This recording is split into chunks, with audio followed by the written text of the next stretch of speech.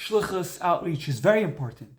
But at what cost are we going to compromise on our spirituality, on our psychological part of ourselves, of ourselves, of our wife and our kids?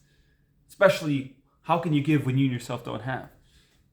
Yes, I understand there's a balance. The Rebbe said that even if you teach Aleph, if you know Aleph, teach Aleph. And you don't have to be perfect in order to go on the Shlichus. But that shouldn't take away your spirituality and your sense of self. There's a Sikha of the Rebbe where it talks about how the three, it explains in Alpi Chassidus, of the three ways a man is allowed to divorce his wife. So it says there the three reasons a person can leave his Shlichus. And one of them, according to one of the opinions, is that if a person is making him sin, then it's a no-brainer. You gotta leave. We don't see that as sinning.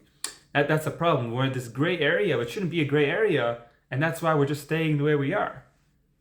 Our family should come first. Welcome to my 9th podcast, where we talk about the importance of our inner circle. That the inner circle comes before the outer circle. And this applies in many areas. I hope I can mention all of them. Maybe we'll make a part 2 on it. I'm very excited. Here we go. There's a concept of Ani Ir Chakadim, which a lot of you are familiar with. For those who are not familiar, I'll say that when it comes to giving tzedakah, you have to first give to the poor people in your own city, and then you can give to the poor people outside of your city. So why this concept doesn't only apply to giving tzedakah, it applies everywhere. So in our case, if you want to help other people, it's mainly spiritually, but also psychologically. Like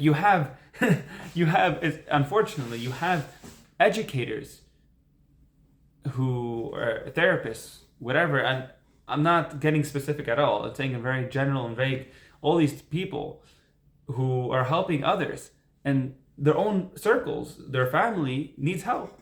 Now, I'm obviously not talking about where they tried and they couldn't do something about it. I'm obviously talking about where they could do something about it and they're not. I mean, even that itself, when I say they could, that itself maybe could be another podcast. So what does it mean you could? You could do something. So just because in one person's eyes it looked like, oh, he should be able to do it, don't judge. You never know. Just because it looks like to you he should be able to do something about it doesn't mean that that's the case. You don't know what's really going on. So I'm talking about here where they could be doing something about it in the real sense, in the word they could, or they're not aware. They really, sadly, not aware. And I mean, either some people are actually not aware, and that's the point of this podcast, to make awareness. And some people just maybe need a little wake-up call and be like, hey, maybe it's more. And there's a lot of the point is not the reasons why people do this. It's a natural tendency that we want to feel, especially as men, we want to feel accomplished. And unfortunately, we only feel much more accomplished when we're doing something out there in the world. It's like the famous thing of fathers and mothers, where women want to feel accomplished. And the only way they feel accomplished is by taking a job like the men do. Let's say a doctor. So the simple response you can say, and what's the point? And obviously that compromises on their having kids and taking care of them and all that, but mainly having kids. So the simple response to that is, well, no. The most important job, one of the most special jobs there are, is having kids. Because if you don't have kids, then who are the doctors going to take care of? And likewise for all other jobs. If you don't have the women bringing them up, then there's no point of anything, because you don't have with who to work with. Go extinct. So let's get our priorities straight. And so there's so many examples. I mean, it could apply to shluchim. I mean this in a very good way. I just want to bring awareness and bring a wake up call that Chevra, let's prioritize our family. It sounds funny because it should be obvious, but yeah, another place this plays out is by a spouse.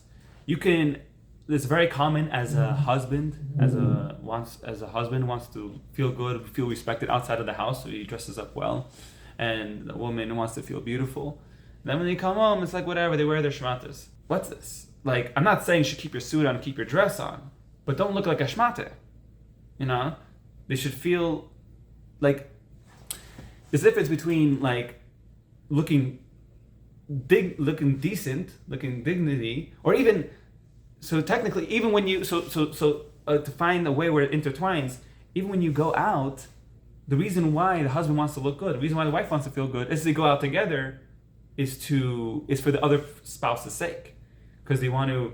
It's respectful for the husband if the wife goes out with her and the wife looks good, and vice versa. But let's say they're going out separately. It's okay, they're defined as a self-respect. But when you come home, at least don't dress like a shmate.